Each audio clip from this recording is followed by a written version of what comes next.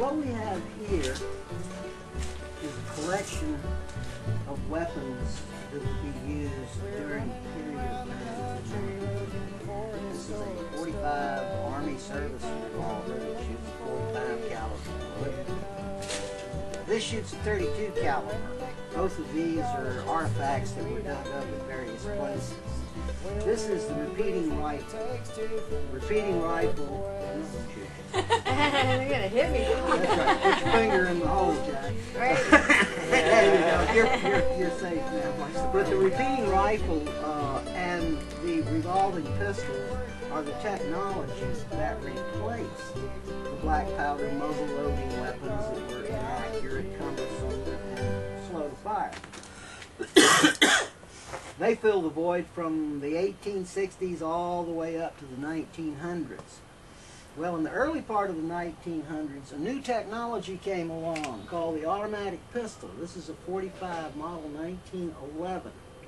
This is the preferred pistol used in World War I, although these pistols were used in World War I and into World War II in some cases.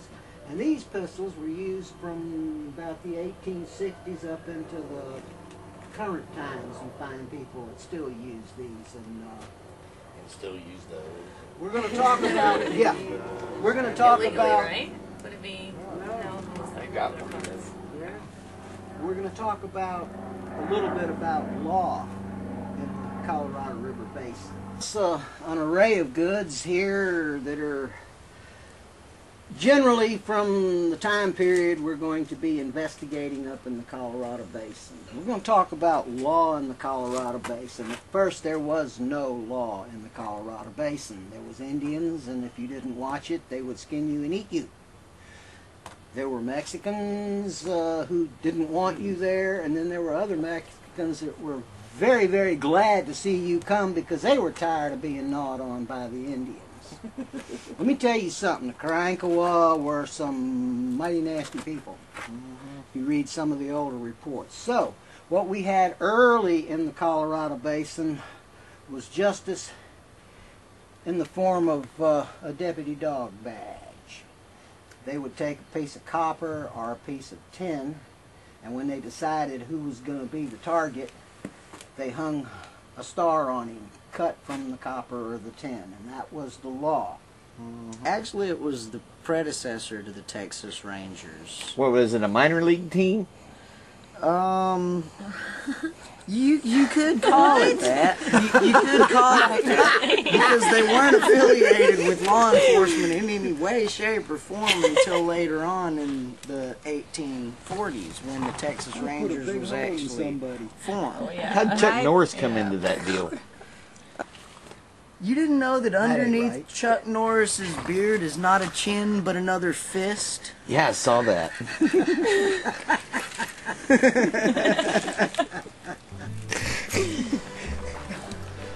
Wow.